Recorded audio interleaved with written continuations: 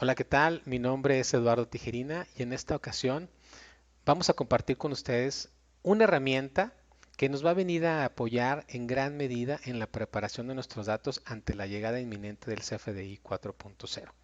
Como antecedentes, quisiera comentarles, bueno, que en el CFDI 4.0 ahora se requiere que el nombre o razón social y la residencia fiscal o código postal del receptor correspondan a los registrados en el SAT en el Registro Federal de Contribuyentes.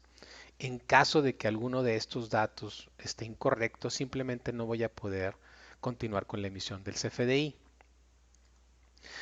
Ahora, esta información de RFCs está registrada en el SAT en algo que se conoce como listado de contribuyentes obligados o LCO, que tiene como características que solamente está disponible para los proveedores autorizados de certificación o PACs como los conocemos con otro nombre, ¿no?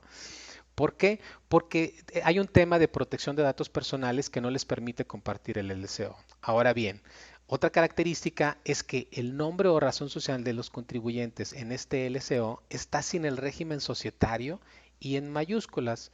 Para ponerles un ejemplo, si yo tengo la razón social, la tiendita SADCB, en el LCO aparecería como la tiendita en mayúsculas.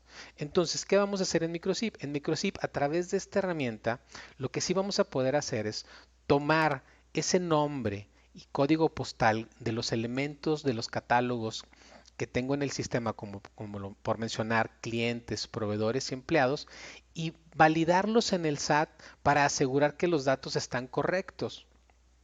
En caso de que no estén correctos, algunas facilidades para poder corregirlos. Ahora, una vez que estén correctos los datos, los vamos a guardar en un apartado de datos fiscales. ¿Para qué? Para no mezclarlos con la información comercial. Y en este apartado de datos fiscales vamos a guardar el nombre fiscal como está registrado en el LCO y la residencia fiscal, que es decir, el código postal con el cual se registró el contribuyente ante el Registro Federal de Contribuyentes. Y al momento de estar generando los comprobantes ahora en el sistema, vamos a tomar estos datos de este apartado de datos fiscales y no de los catálogos como lo veníamos haciendo. Y de esta forma vamos a asegurar que los comprobantes se estén emitiendo sin problemas. Ahora bien, como características de esta herramienta es que vamos a intentar procesar todos los elementos de catálogo que tenemos, vamos a convertirlos a mayúsculas, vamos a quitarles el régimen societario y vamos a tratar de guardar los datos correctos en mayúsculas y sin el régimen societario para que ya sea fácil la generación. Ahora, otra característica es que vamos a excluir los RFCs genéricos, es decir, el RFC de público en general y el RFC de extranjeros, simplemente no los vamos a procesar porque no tiene sentido ya que no existen en el LCO. También vamos a excluir todos aquellos elementos por cuestión de optimización de la herramienta, aquellos elementos dados de baja en el sistema porque simplemente pues ya no se utilizan en la operación.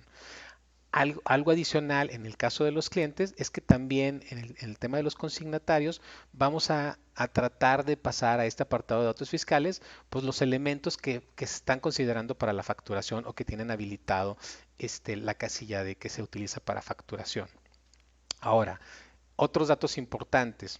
Por ejemplo, esta herramienta, si yo tengo AS con punto de venta offline en el entendido de que la información de los clientes está en la base de datos matriz, pues solamente se debería de utilizar la herramienta en la matriz.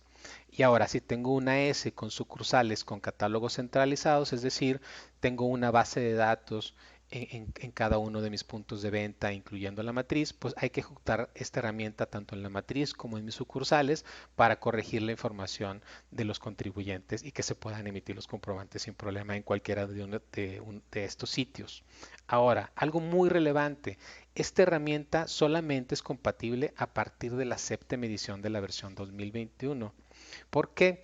Porque en la séptima edición preparamos la base de datos con este apartado de datos fiscales para que esta herramienta pudiera funcionar y que nosotros pudiéramos adelantar para ustedes esta herramienta en la preparación de los datos para el CFDI 4.0. Ahora, algo muy relevante en temas de autenticación con los servicios que vamos a estar utilizando es que se debe de configurar la zona horaria en los datos de la empresa Y también configurar en Windows, establecer la hora y zona horaria en forma automática. Y ahorita vamos a mostrar cuáles son los lugares que tenemos que habilitar estas opciones para temas de autenticación, repito.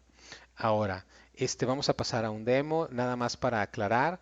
Por ejemplo, en el tema este, de los datos que tengo que configurar para cuestiones de autenticación, si ustedes recuerdan en los datos de la empresa, en la pestaña comprobantes fiscales digitales, está la zona horaria del servidor de datos que se debe de estar configurando apropiadamente para que no tengamos ningún problema a la hora de estar accediendo a los servicios de validación.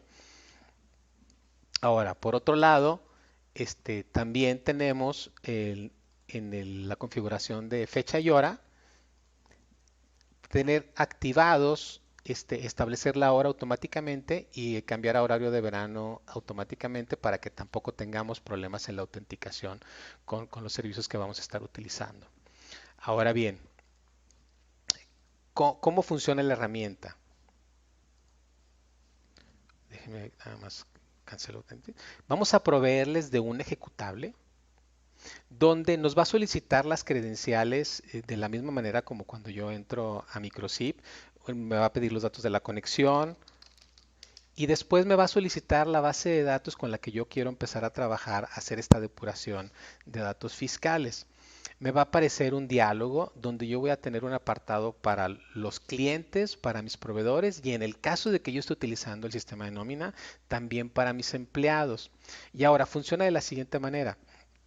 Si ustedes observan, tengo la información de mi nombre comercial, como tal como lo tengo registrado en el catálogo, y tengo el código postal de la dirección de cada uno de los elementos. Entonces, en este ejercicio para poder automatizar la identificación de los datos fiscales, vamos a extraer el nombre, lo vamos a convertir a mayúsculas y le vamos a quitar el régimen societario. Y vamos a tomar como residencia fiscal el código postal que ya mencionamos. Entonces, de esta manera vamos a preparar la herramienta para que yo empiece a validar los datos y con un simple clic yo corro la validación. En este caso estamos validando 64 clientes que tenía yo, por ejemplo, en esta base de datos. Procesé los 64 y si ustedes observan, hay una leyenda que dice 32 clientes se les registraron sus datos fiscales en forma automática. ¿Qué quiere decir esto?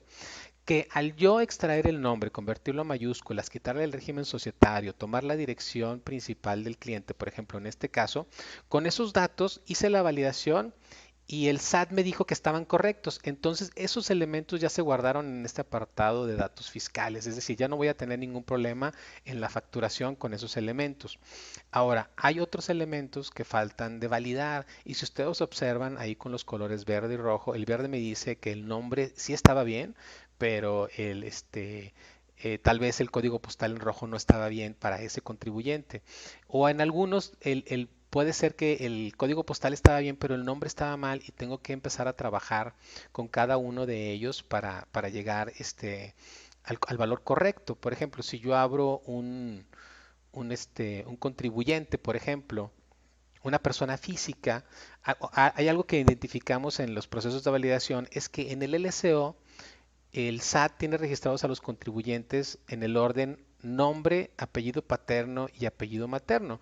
Entonces, en estos casos, yo tendría que estar invirtiendo los apellidos con el nombre, después hago la validación y en este caso ya tendría validado ese RFC para poderse utilizar en el sistema en la generación de comprobantes. Al darle yo un aceptar, desaparece de la lista de pendientes de validar para que nada más me queden para trabajar los que todavía tienen algún problema. Ahora, hay algunas técnicas que pudiéramos estar utilizando para agilizar este tema de la validación y tener que evitar lo tan comentado de estar solicitando la constancia de situación fiscal. Habrá casos, por ejemplo, en donde yo no tenga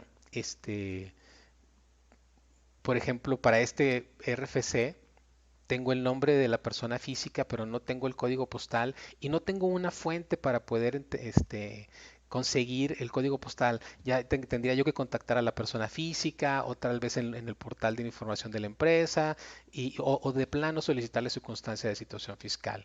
Pero habrá otros casos, por ejemplo, en el caso de personas morales, donde yo pueda tal vez utilizar algunos medios de localización. Por ejemplo, yo pudiera irme a la sección amarilla y buscar un contribuyente en particular y tal vez en la sección amarilla o en Google o en el portal de la empresa yo localice el código postal en cuestión.